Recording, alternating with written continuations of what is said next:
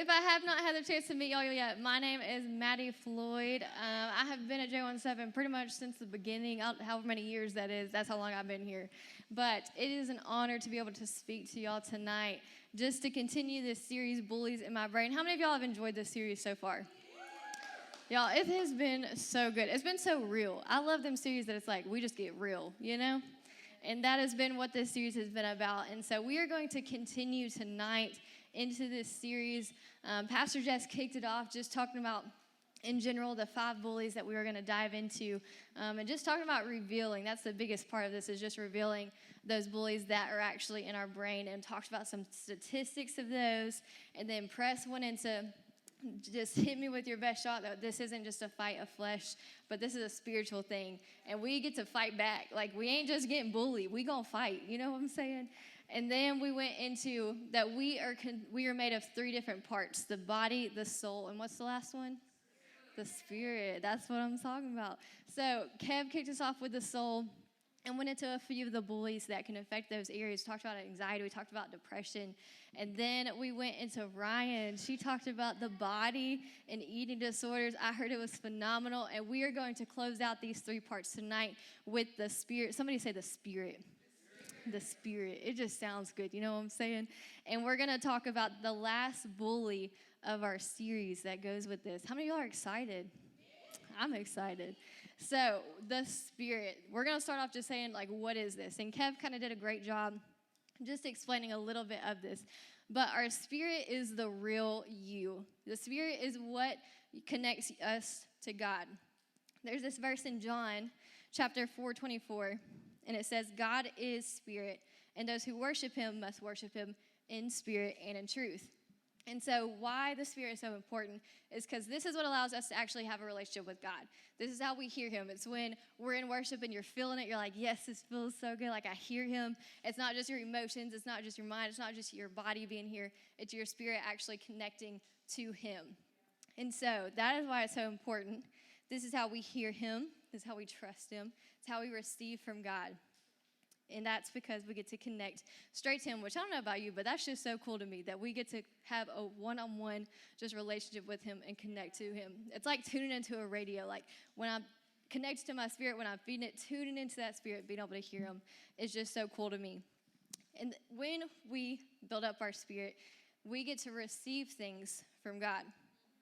There is a verse in Galatians chapter 5, verse 22 through 23, and it says, but the fruit of the Spirit is love, joy, peace, patience, kindness, goodness, faithfulness, gentleness, and self-control. My old school, like you growing up in church, you know the song that goes with it and everything.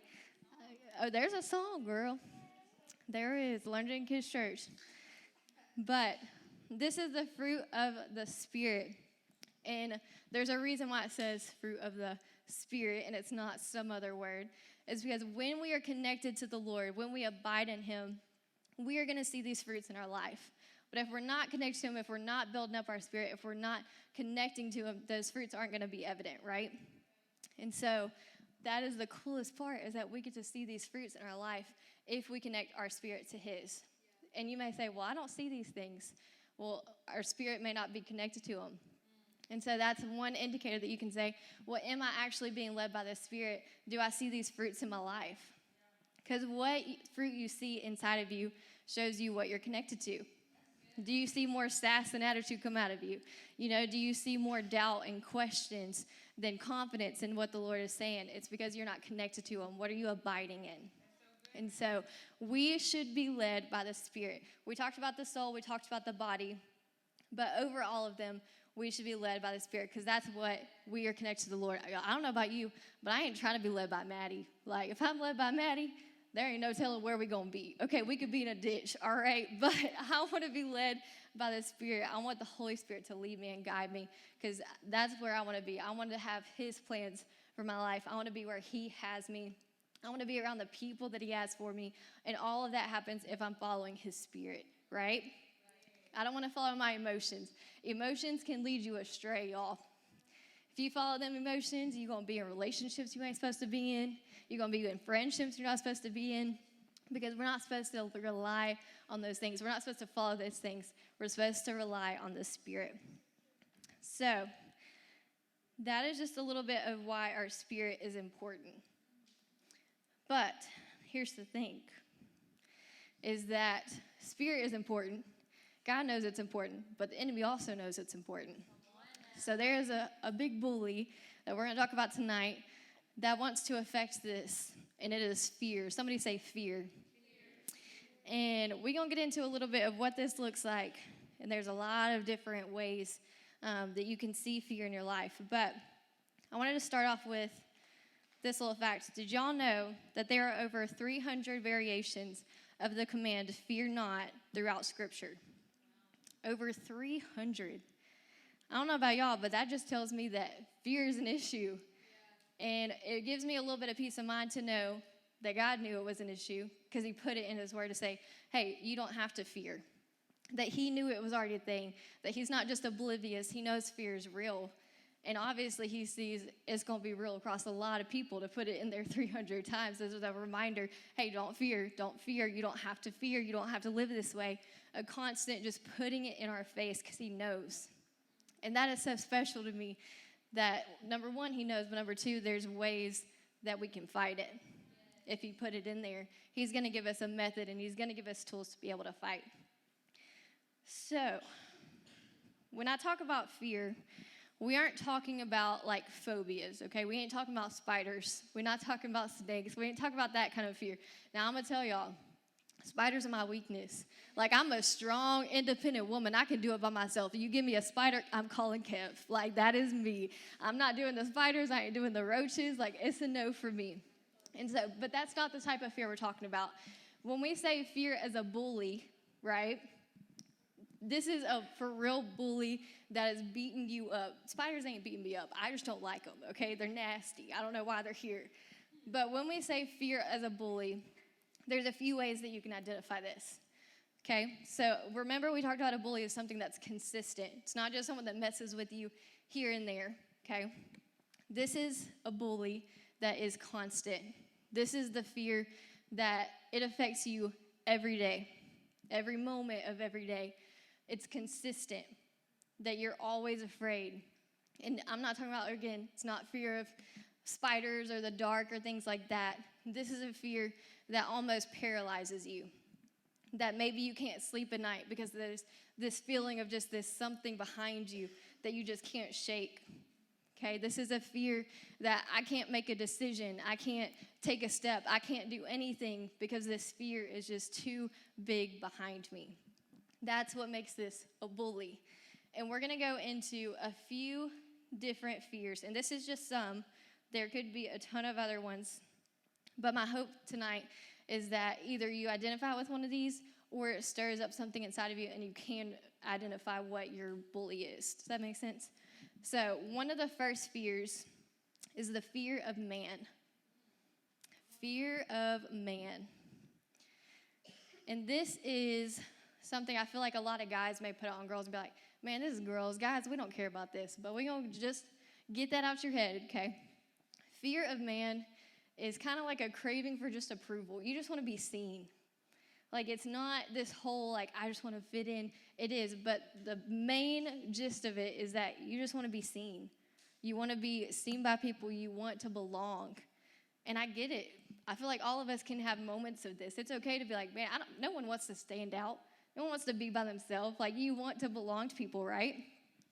But when this becomes a bully is that it literally affects everything that you do. And I've seen it where you can't get dressed. I feel you. You can't get dressed without being like, what is someone going to think of this? Like, they're going to look at me and think my pants are stupid, like, you know. But seriously, some people, they take 30 minutes to get ready because they're afraid of what people are going to think of them. And it may be bigger than that. It may be some of you are in sports that you hate. You don't even like them. But you're on it because you want to be around people and you want them to see, well, I'm this player, or I do this, or I'm a part of this crew. Am I right? I mean, I think I'm right, but anyways, you may be on a sports team or you may be in a friend group that you know ain't good for you, that they tear you down every time you're around them. You don't really even enjoy being friends with them, but it gives you some pros to being in it because other people see you in that friend group. and you may get special treatment from people because of it. But it literally prevents you from being the real you. Some of us, when we have this fear of man, it comes down to we are trying to fit into a mold that we think people want us to be in. When in reality, the truth to that is that God didn't create us to fit into their mold. He has one for us. He's already created us into who we're supposed to be. He already has a plan for your life. He already knows your future. He already has your steps ordered. But we're trying to take these steps that we think people want us to take. When in reality, we're not supposed to take those. We're supposed to take his. And that fear of man is a constant every single day, every moment, every decision you make. What are they going to think of this? And it may not even be friends, y'all. It could be family. It could be parents. And I've felt this before. This feeling of, well, I just have to perform, and I have to do this because I want my parents to approve of me. Guys, you want your dad to approve of you. But God didn't call you to do these things. He's saying, I have more for you. If you would just submit to me, if you would just see what I see, there's so much more. You don't have to be this. I have so much more for you. We can't let that fear of man control. And the next one is fear of failure. Fear of failure or the future, kind of both, two different ones, but this is another fear that can either paralyze you or it can push you into overdrive. For some of us, we have this immense fear of being a failure. Nobody wants to fail. I get that. But when it becomes a fear that's a bully, is that it's every day. It's consistent.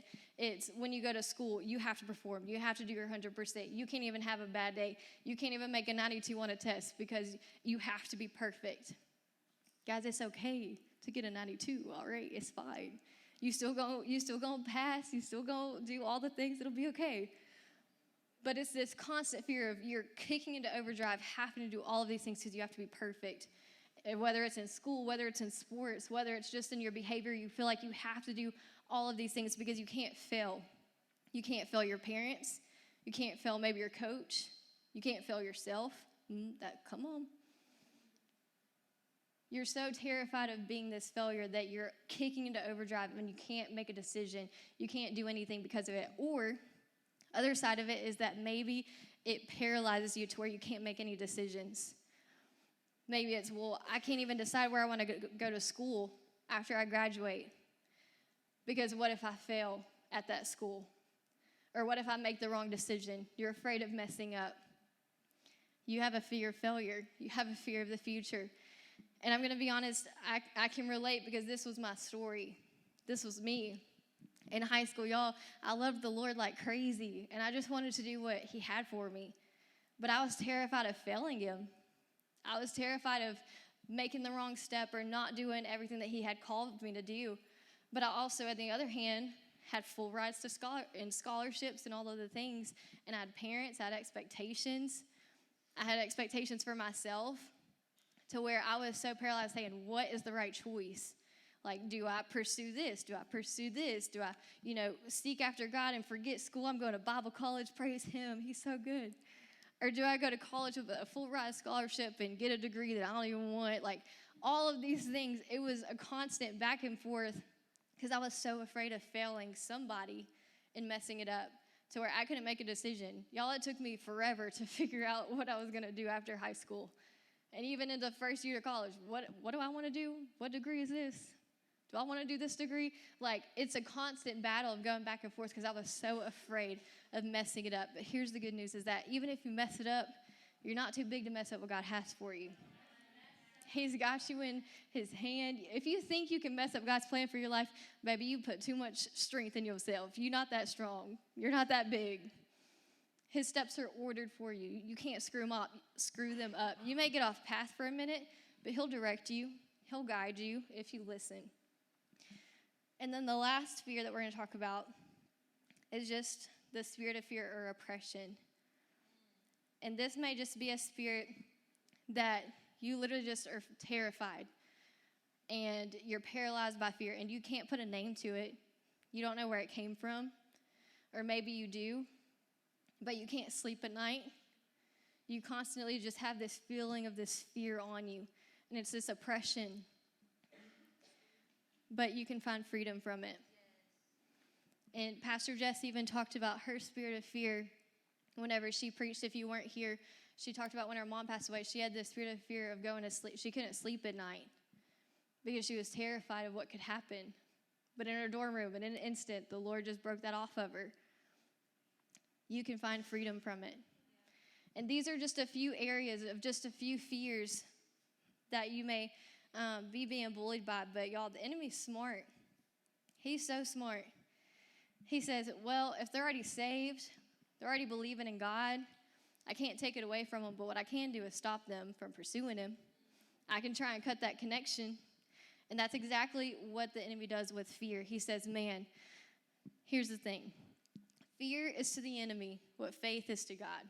I can't take that quote, y'all. I wish I could, but that's not for me. I'm just quoting it. But fear is to the enemy what faith is to God. So when we are submitting to this fear, the enemy's putting it on us, and we're believing it, it's saying, I believe more in the fear than I do in God. And we got to have more faith.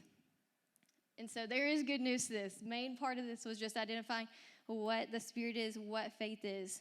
But we got to know we can fight this. And here's how we do this. We got to make our spirit stronger than that fear. That's the end of it. We have to make our spirit bigger. We have to connect to God. We have to let him strengthen us. Because the more faith we have, when that fear comes, you say, you can get out of here. That fear of failure, he already has my future planned. How can you mess it up? His word says, hold on, I have it written down somewhere. In Proverbs 24:16, for though the righteous fall 7 times, they rise again, but the wicked stumble when calamity strikes. I may mess it up, but guess what? His word says, when I'm righteous, I'll rise up. You may mess it up. You may get at the lowest of lowest because you've made mistake after mistake or you made the wrong decision, but you will rise again. He's got you in your hand, got you in his hand. We just got to build up our spirit. You don't have to live in fear. I want you to know that tonight. You don't have to live the way you're living. You don't have to be bound by this fear of man and people pleasing. You don't have to be bound by this oppression that keeps you up at night. You don't have to be bound by this fear of the future and failure. You can trust him. Y'all, he's good. He's good. He cares about you. It's not just about this battle between the enemy and God, and he's like, that's my child. It's not just this. It's like, no, I care about you so much that I don't want you to live bound. I want you to be free.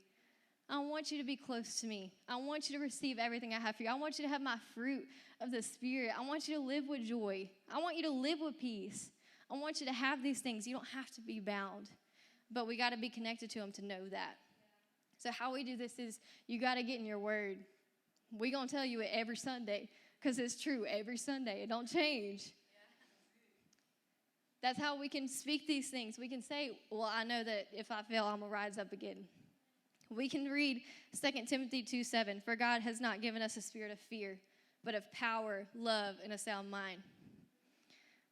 We can read Isaiah 41:10. Fear not, for I'm with you. Be not dismayed, for I'm your God. I will strengthen you. I will help you. I will uphold you with my righteous right hand. Y'all, we don't have to do it alone. Like, I know there's a part that we have to play. We do have to connect to him. We do have to read our word. We do need to come to J17. We do need to have our time with him in our rooms by ourselves. But the good news is we have a helper. We're not just doing the actions.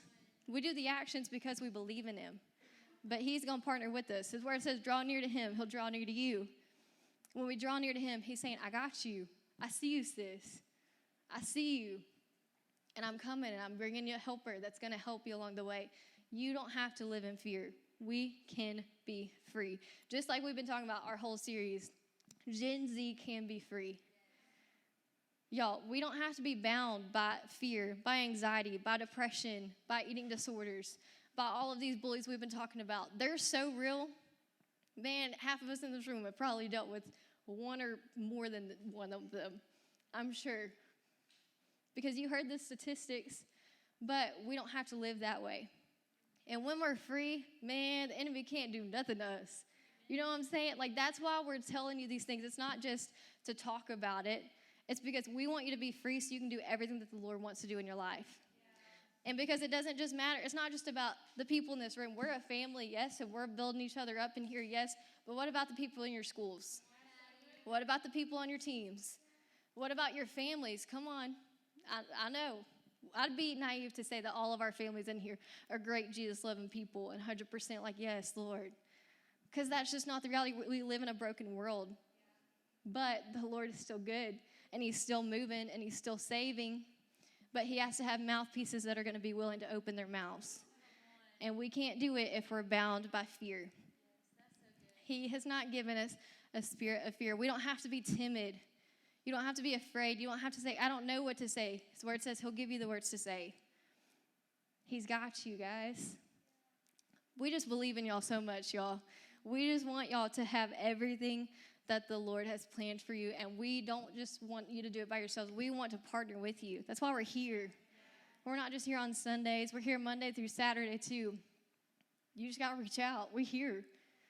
We believe this for you, but we need you to believe it for yourselves. Amen?